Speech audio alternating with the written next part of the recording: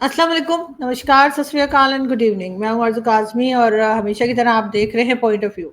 हमारे साथ जी आज कराची से और सिंध से हमारे साथ सनी कुमार हैं जो कि हिंदू कम्युनिटी से हैं पाकिस्तान में, और भारत से हमें ज्वाइन किया है निखिल चंदवानी साहब ने, जो कि सोशल वर्कर हैं, और इनका इंस्टाग्राम पे अगर आप देखेंगे तो तकरीबन आई थिंक 1.8 मिलियन फॉलोवर्स इनके हैं। और उनको इनको आप फॉलो कीजिए, और ये सोशल वर्क भी करते हैं, और किस किस्म का सोशल वर्क है उस पर भी हम बात करेंगे। लेकिन सबसे पहले सनी आपकी तरफ, जैसे कि हम पहले भी बात करते रहे हैं सनी के साथ, एक दो बार पहले भी बात हुई है हमारी, और जैसे मैं अक्सर अपने शो में जिक्र करती हूँ कि व्हाट्सएप ग्रुप है हमारे यहाँ, जो कम्युनिटी का कह लीजिए जो माइनॉरिटी की कम्युनिटी है उसका जो व्हाट्सएप ग्रुप है उसमें भी मैं शामिल हूँ। और जो इश्यूज चलते रहते हैं यहाँ पे जिसको हम लोग एड्रेस नहीं करते या करने नहीं पाते, उसके ऊपर हम बात करेंगे। सबसे पहले तो सनी, आपकी अपनी सिस्टर का इशू है, वो अभी तक सॉल्व नहीं हुआ क्या? नहीं नहीं, वो अभी तक नहीं हुआ। उस पे हम लगे पड़े हुए हैं, लेकिन आपको पता है पाकिस्तानी कोर्टों का वहां पे तो अब इंसाफ की उम्मीद बहुत कम हो। थोड़ा सा उनका भी बता दिएगा ताकि जो लोग हमें फर्स्ट तो टाइम देख रहे हैं आपके साथ उनको पता लगे आपकी सिस्टर का जो केस है। जी जी, तो मेरा नाम सनी कुमार है। आज से 5 साल पहले मेरी सिस्टर को फोर्स कन्वर्शन के जरिए उसका मजहब तब्दील करवा गया था। तो तकरीबन 5 साल से मैं लगा पड़ा हूँ, पाकिस्तानी कोर्टों में धक्के खा रहा हूँ। किसी इंसाफ की उम्मीद नज़र नहीं आ रही। मेरी बहन चिल्लाती है कि मैं तकलीफ में हूँ, और मेरे पास एविडेंस भी हैं। ये सारे एविडेंस मैंने मुख्तलिफ पाकिस्तानी कोर्टों में सारे जजेस को दिखाए भी हुए हैं। और एम टाइम पे जब रिजल्ट की बात होती है तो सारे जजेस गलती भी खा जाते हैं। तो मेरे पास सारे एविडेंस भी पड़े हैं। ये ये मैंने आरजू जी आपको भेजा हुआ है। हम्म। तो इसमें जब मेरी हाजिरी थी, जब मेरे पास एक आर्डर है, मैं 1 महीने में 2 मरतबा अपनी सिस्टर से मिलता रहता हूँ, और अभी भी मिलता हूँ। पिछली तारीख को भी मैं मिल के आया हूँ सिस्टर से अपनी से। तो बीच में कुछ मुलाकातें नहीं हो रही थी। तो जजेस ने बोला पुलिस को कि सिमरन किधर है, इनकी मुलाकात क्यों नहीं हो रही। तो वहाँ पे एक एएसआई था। तो उसने जजेस को बोला कि हमारी बात हो गई है मियाँ मिट्ठू के बेटे से, जो मियाँ रफीक है, जो ये सारा फोर्स कन्वर्जन में जिनका ये इन्वॉल्व है। तो हमारी उनसे बात हुई है। उन्होंने बोला है आप एक हाजिरी दें, हम अगली मुलाकात पे सिमरन को पेश करेंगे। तो मैंने जज को बोला ये मियाँ रफ़ीक कौन है? उसका क्या वास्ता है कोर्ट से या पुलिस से? वो तो किसी डिपार्टमेंट से ताल्लुक नहीं रखता। तब मैंने एक एप्लीकेशन दी जज को कि पुलिस ने मियाँ मिट्ठू के बेटे का नाम लिया है आपके सामने, वो उनकी इन्वॉल्वमेंट है। तो वो जजेस था मुनव्वर पीरजादो। जब उनको वो एक एप्लीकेशन दी कि ये बात आप अपने रिकॉर्ड में रखें, तो उन्होंने ये एप्लीकेशन मुझसे नहीं ली। उन्होंने बोला कि ये मैं नहीं लूँगा, ये आप अपने पास रखें। आप तसल्ली करें, मैं आपकी मीटिंग करवाऊँगा 15 दिन के बाद आपकी सिस्टर से। तो जब उसने ये एप्लीकेशन नहीं ली, तो मैंने अपने एडवोकेट के थ्रू उस जज के खिलाफ एमआईटी पे एक application the. MIT member of infection infection team, जो एक हाई कोर्ट कराची में है, वहाँ पे उनकी लगती है। एक एप्लीकेशन वहाँ दी जज के खिलाफ, और एक एप्लीकेशन मैंने अपने डिस्ट्रिक्ट कोर्ट में दी। जब मेरी मीटिंग हुई, मीटिंग के 5 दिन बाद मुझे एक और हायरिंग मिली। वहाँ पे ये एप्लीकेशन उस जज ने मुझसे रिसीव की, और 8-10 दिन के बाद मेरी से अपनी सिस्टर से मुलाकात भी करवाई गई। तो अभी भी मेरे पास बहुत से एविडेंस हैं, जो मैंने निखिल जी के साथ भी शेयर किए हुए हैं, और मेरी ये आवाज़ यूएन तक भी पहुंच चुकी है। और ये सारे एविडेंस यूएन में भी मैंने भेजे हुए हैं। वो भी पाकिस्तान गवर्नमेंट से राब्ते में, तकरीबन 2 साल से पाकिस्तान गवर्नमेंट के साथ ही राब्ते में थी। तो यहाँ की हमारी जो गवर्नमेंट है पाकिस्तान की, वो ठीक तरह से रिप्लाई उनको नहीं दे रही थी, यहाँ से उसको जवाबात नहीं दे रही थी। तकरीबन 2024 में यूएन ने ये डिक्लेयर कर दिया कि पाकिस्तान में फोर्स कन्वर्जन हो रही है। तो मेरा ये केस यूएन ने अपनी ऑफिशियल वेबसाइट पे भी उन्होंने ये दे दिया था कि पाकिस्तान में ये इशू हो रहा है, सनी के साथ ये जुल्म हुआ है। ये मैंने लिंक आरजू जी आपको भी मैंने शायद सेंड की हुई थी। जी। तो अभी भी लगे पड़े हुए हैं। अभी ऐसे इशू भी तकरीबन सिंध में बहुत ज्यादा हो रहे हैं। अभी 1 हफ्ता पहले एक ही घर से 3 लड़कियों को जबरी मजहब तब्दील करवाया गया है, और इनका छोटा भाई है जिसकी उम्र 12 साल है। तो एक मौलवी ने उनका भी मज़हब तब्दील करवाया गया। फिर यहाँ पे थोड़ा ये केस हाइलाइट हुआ है। तो अभी एक छोटा बच्चा जो था और एक लड़की, उसको अपने वालिदैन के हवाले कर दिया गया है और वालिदैन से दोनों का 1-1 करोड़ रुपया वहाँ से उनका बाँट लिया गया हुआ है। और जो 2 लड़कियाँ थी उनको उन्होंने दारुल अमान भेजा हुआ है। तो अभी मेरा सवाल ये है आपसे और पूरे सिस्टम से, ये मेरा सवाल है, जिस मौलवी ने उस छोटे बच्चे का मज़हब तब्दील करवाया गया, उसको उसके ऊपर एफआईआर भी हुई पड़ी है, लेकिन किसी ने उससे कोई सवाल करने की जुर्अत नहीं की और कोई किसी ने उससे मतलब उसको ऐसे छोड़ दिया गया हुआ है। तो हम यही चाहते हैं कि हमारा जो इस लड़कियों का मज़हब तब्दील करवाया जा रहा है, तो इस पे कानून साज़ी क्यों नहीं हो रही?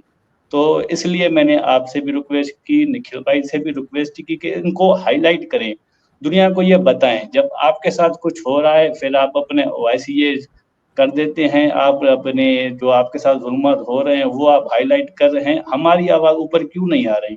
कोई ऐसी नेशनल मीडिया नहीं है जो हमारी आवाज़ ऊपर तक पहुँचा दिए, क्यों हमें बार-बार आपसे राब्ता करने की कोशिश पड़ती है? तो ये मेरी एक रिक्वेस्ट है, आपकी आवाज़ इंडिया तक भी पहुँच जाती है। अभी भी यहाँ से बहुत लोग ऐसे हैं जो इंडिया जाना चाहते हैं। अभी इंडिया भी हम नहीं जा रहे, इधर हमारे साथ ज़ुल्म हो रहा है, तो हम कहाँ जाएँ? बस मेरा आपसे ये रिक्वेस्ट है कि हमारे लिए कुछ करें, ठीक है? जो हमारी इधर जो कम्युनिटी है, वो तो बहुत डरी हुई है, वो बहुत डिस्टर्ब है। हमारे हाथ में कुछ नहीं है, हम आपसे ये रिक्वेस्ट करना चाहते हैं, बस यही है। नहीं, आप बिल्कुल ठीक कह रहे हैं। सनी से पहले भी हमने 1-2 बार आपसे बात की थी और यही इश्यू जो है ये हाइलाइट करने की कोशिश की, लेकिन ज़ाहिर है कि हमारा मेन स्ट्रीम मीडिया जो है, वो इस तरफ ना आता है, ना बात की जाती है। और अगर मैं ये कहूँ कि आपके यहाँ से जो लोग, आपकी कम्युनिटी से जो लोग असेंबली तक पहुँचे हैं, वो भी आपका साथ नहीं देते। वो भी, उनको भी बस अपनी गाड़ी के आगे फ्लैग लगाना होता है और उन्हें ये बताना होता है कि जी हम तो पार्लियामेंट में चले गए, लेकिन वो ऐसा कोई काम करते हुए दिखाई नहीं देते मुझे, जिससे कि मुझे ऐसा लगे कि वो अपने लोगों की मदद कर रहे हैं। उनके बजाय मेरे ख्याल है जो हमारे जैसे लोग हैं वो शायद ज्यादा बोल लेते हैं उनके बजाय जिनको बोलना चाहिए। लेकिन मैं आपसे निखिल साहब पूछूंगी कि क्या आपको लगता है कि आप सबसे पहले तो बहुत शुक्रिया कि आज आप आए, थैंक यू सो मच। लेकिन क्या आपको लगता है कि ये इशू जो पाकिस्तान में चलता चला आ रहा है और जब हमारे यहाँ से बात की जाती है तो हम फौरन ही अपने, जैसे कहते हैं ना, अपने इश्यूज को सॉल्व करने के बजाय हमारे लोग तो फौरन भारत की तरफ इशारा शुरू कर देते हैं।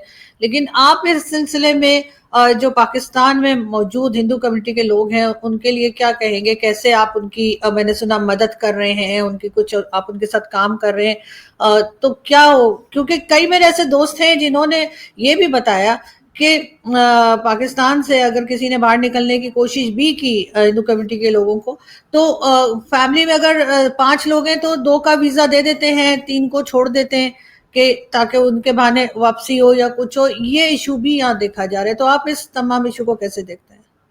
जी हम लोग 2017-2018 से जितने पाकिस्तानी हिंदू परिवार हमको अप्रोच करते हैं कि इन्हें भारत आना है, तो हमारा काम होता है इनके पासपोर्ट वीज़ा की फंडिंग करना। तो एक ऐसी हिंदू कम्युनिटी, भील कम्युनिटी के जो हिंदू है वो बहुत बहुत ज़्यादा गरीब है और उनको ना पेपर वर्क कुछ समझ में आता है पासपोर्ट बनाने का, ना वीज़ा एप्लीकेशन का समझ में आता है। उस चीज़ के कारण इन्होंने 3, 4, 5 बार काफ़ी अप्लाई करने का कोशिश किया, हमेशा ये रिजेक्ट होते चले गए। तो यहाँ पे इंडिया में आने के लिए इनको एक स्पॉन्सरशिप चाहिए रहती है, एक लेटर, एक ऑफिशियल लेटर उनके कोई रिलेटिव का, वहाँ से लेके इनका वीज़ा एप्लीकेशन तक। तो हमारा काम बस फंड करने का होता है ये। So that's what we are doing पिछले 7-8 साल से। बट यस, आप अर्जुन जी बहुत सही कह रहे हैं एक ये चीज़ कि सोल्यूशन ये नहीं है कि 40 लाख हिंदू पाकिस्तान से इंडिया आ जाए। हम बिल्कुल, स्पेशल यही मैं, केसेस में देखिए हाँ, एग्जैक्टली मैं यही कह रही हूँ। हल ये नहीं है कि हम सबको भारत भेज दें या किसी और हाँ कंट्री जी। में भेज दें। हमारे यहाँ ही ये प्रॉब्लम सॉल्व होनी चाहिए, इन लोगों हम को यहाँ चाहते पर हैं, ही रहकर। जी। हम एस भारतवासी चाहते हैं कि पाकिस्तान में जो हिंदू है वो वहीं पे खुश रहे, क्योंकि उन्होंने वहाँ पे जन्म लिया, उनके परिवारों ने वहाँ पे जन्म लिया था। हम्म। वो सब कुछ छोड़ छाड़ के यहाँ पे बिल्कुल खाली हाथ आते हैं। अगर आप भारत में रेफ्यूजी कैंप देखेंगे, आपका दिल बैठ जाएगा।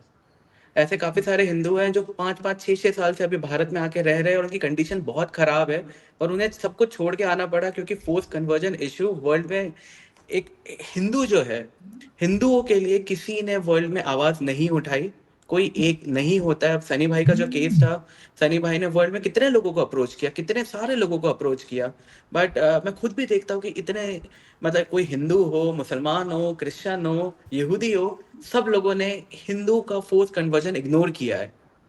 हमारे पास जब स्पेशल केसेस आते थे, हमने जरूर रेस्क्यू किया है काफी लोगों को। हाउएवर, हम 40 लाख हिंदुओं को तो यहाँ नहीं ला सकते, एंड हम चाहते हैं कि हिंदू वहीं पे खुश रहे, और फोर्स कन्वर्जन जो है उस पे ताला लगाना बहुत जरूरी है। बिल्कुल ऐसा ही है, क्योंकि ये तो इस इशू का हल नहीं है कि सब लोग जो हैं वो यहाँ से और निकल के दूसरा, भारत या मैं किसी और आरजू कंट्री जी, मैं जाएं। खुद भी सिंधी हूँ, वहाँ भी सिंधी आया, एंड मैं जब दुबई जाता हूँ, दुबई में हिंदुस्तान से आए हुए सिंधी, पाकिस्तान से आए हुए सिंधी काफी खुश साथ में रहते हैं। हिंदू हो, मुसलमान हो, काफी खुश, अच्छे से। It's a very beautiful society जहाँ पे वो को एग्जिस्ट कर रहे हैं।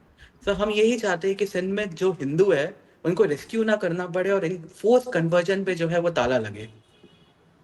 बिल्कुल ऐसा ही है, और ऐसा ही होना भी चाहिए। और इसके अलावा भी जो माइनॉरिटी के लोग हमारे यहाँ हैं, मैंने तो उनको बहुत डरा सहमा पाया है। यानी अगर मैं उनको ये भी कहूँ कि एक है जिनसे मेरी रिसेंटली मतलब मैं मिली सोशल मीडिया के थ्रू ही, और मैंने उनको कहा कि आप यूट्यूब चैनल बना लें, आप अपने मतलब जो भी काम है उसको उस पे लाएं। तो वो उस पे भी वो थोड़ा उनको डर लगा कि नहीं, अगर मैंने लगाया किसी को बुरा लग गया या कोई ऐसी बात हो गई। तो इस तरह से करके भी हमारे यहाँ बहुत है। अब हमारे यहाँ किस तरह से मंदिर जो है वो गिराए जाते हैं, किस तरह से गुरुद्वारों का हाल किया जाता है, सभी को पता है। लेकिन जैसे ही कुछ बोलने लगो तो फौरन ही भारत की तरफ सब इशारा करना शुरू कर देते हैं। लेकिन सनी, फिर वही बात है, और यही सवाल बाद में मैं निखिल जी आपसे भी करूंगी कि जो लोग पार्लियामेंट में पहुंचे हैं, जिन्होंने पीपल्स पार्टी या कोई भी पॉलिटिकल पार्टी ज्वाइन कर रखी है पाकिस्तान में, जो कि हिंदू कम्युनिटी से ताल्लुक रखते हैं, आखिर वो लोग काम क्यों नहीं करते? वो हर वक्त अपनी इस किस्म की वीडियोस क्यों सोशल मीडिया पे लगाते रहते हैं, जी जी हम तो बड़े मजे में, हमारा तो बड़ा ख्याल किया जा रहा है। तो ये जो दो तरफ की पिक्चर आती है ना, ये भी कंफ्यूजन पैदा करती है। ऐसा क्यों है? अभी अभी इसमें सवाल ये है कि दुनिया को दिखाने के लिए ये माइनॉरिटीज को हम अपने हकूक दे रहे हैं। हिंदू हमारे यहाँ एमएनए है। रियलिटी ये है, इधर जो भी हिंदू कम एमएनए एमपी हैं, किसी की 1 रुपए की नहीं चलती।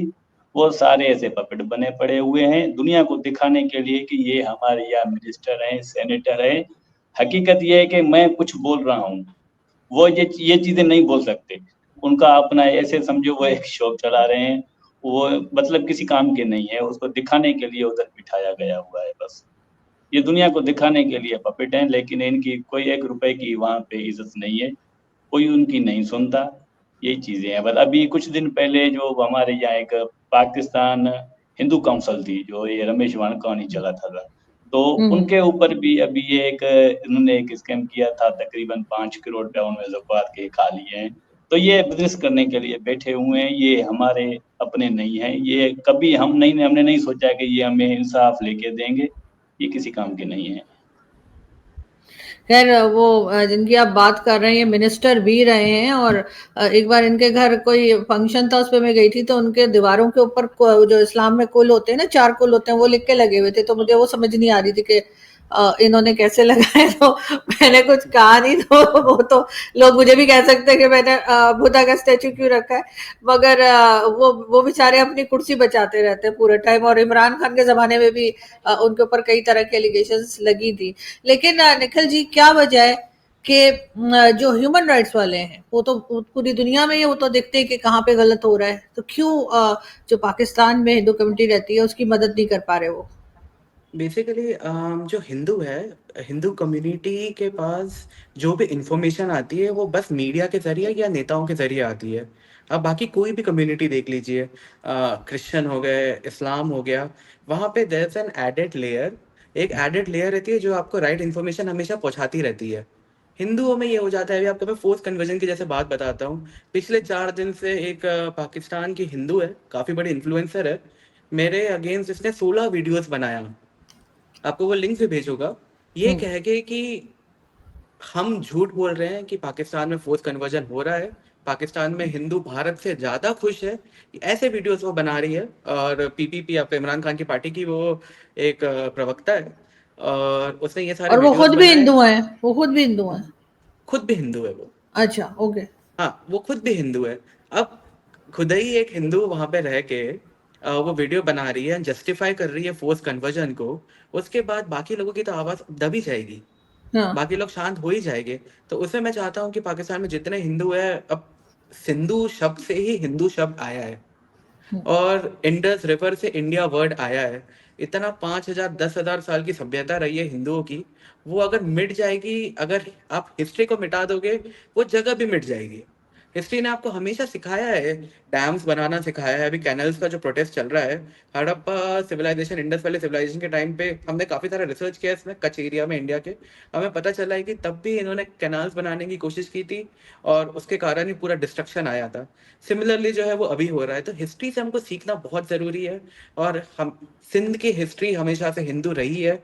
अब जितने बचे हुए एटलीस्ट उनको एक इक्वल ट्रीटमेंट अगर मिलेगा, तो तभी सिंध का जो है अच्छा ग्रोथ होगा। हम सब चाहते हैं यहाँ पे भारत में, मैं खुद सिंधी हूँ, मेरे परिवार 1947 को पार्टीशन में कराची से भारत आया, बहुत डिफिकल्ट सिचुएशन में हम लोगों को आना पड़ा था यहाँ पे।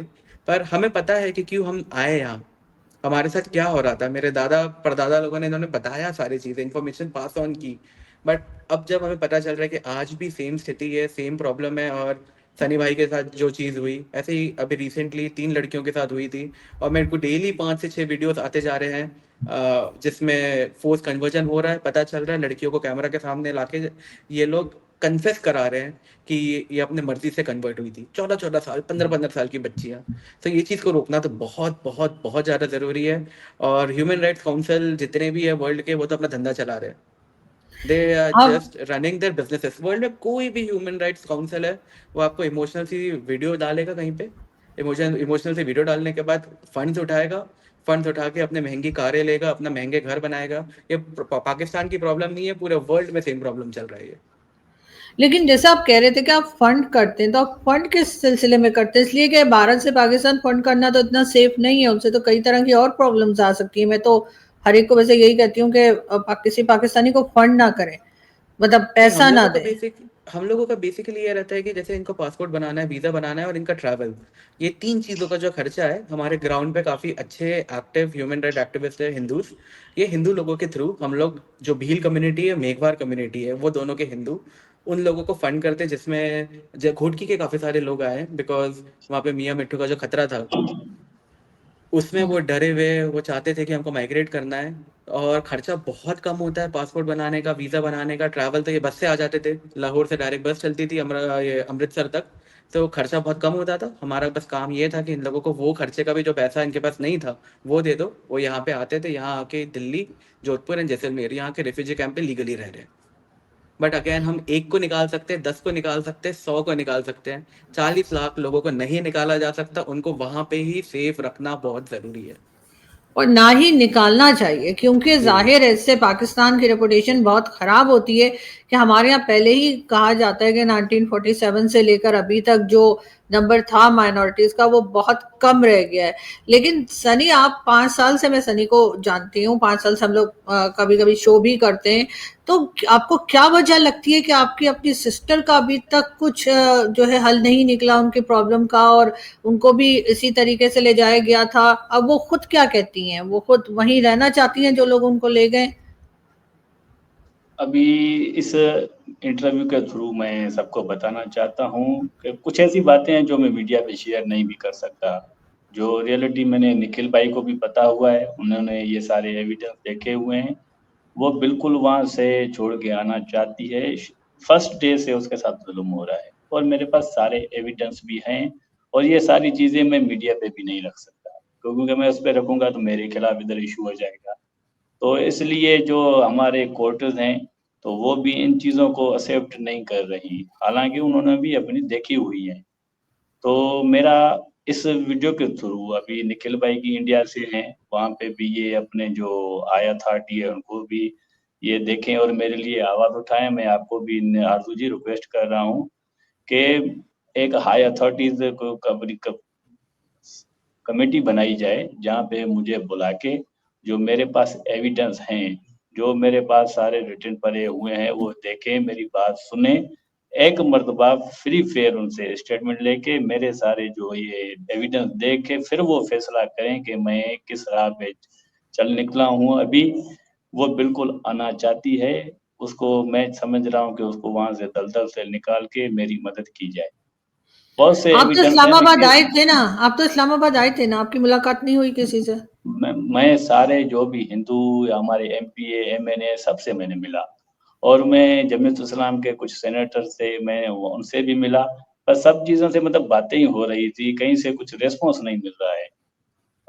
अभी मैंने इंटरनेशनल मीडिया के थ्रू भी मैंने बहुत ट्राई किया कि मैं आवाज़ वहाँ तक पहुँचाऊँ। यूएन तक तो मेरी बात गई हुई है, लेकिन कुछ रिस्पॉन्स नहीं मिल रहा। रिस्पॉन्स तो जाहिर है कि पाकिस्तान की गवर्नमेंट को ही करना होगा और इन्हीं को इन चीज़ों को रोकना होगा। और ये कहते तो रहते हैं कि हम ये बिल ले आए हैं, वो बिल ला के असेंबली में हमने पास करवाया, लेकिन अब बात जो है वो बिल्स की नहीं है। बात ये है कि वो काम होता हुआ दिखाई दे कि जो माइनॉरिटी पाकिस्तान में है वो खुश हो और उनको इस तरह के प्रॉब्लम्स ना आए। कई लोगों की तो खैर ज़मीन वगैरह पर भी कब्जा चल रहा है, वो भी मेरे शो में आए थे। और जैसे सनी है, उनकी बहन का इशू है, और कई दूसरी बच्चियां जो हैं वो तो हर साल ही लोग जानते हैं कि किस तरह से मियां मिट्टू और दूसरे लोग जो है वो ले जाते हैं और जबरदस्ती रिलीजन चेंज करवाया जाता है, लेकिन अनफॉर्चुनेटली अभी तक कुछ हो नहीं पाया है। लेकिन मैं उम्मीद करती हूँ कि हमारी आवाज़ जो है वो उन कानों तक पहुंचे जो कुछ चेंज ला सकते हैं, और उसमें डेफिनेटली निखिल जी आपका भी बहुत कंट्रीब्यूशन है। थैंक यू सो मच कि आपने आज ज्वाइन किया, एंड आई होप कि हम आगे भी मिलते रहेंगे। बहुत शुक्रिया सनी आपका भी कि आप आए, बहुत शुक्रिया। थैंक यू, थैंक यू, नमस्ते।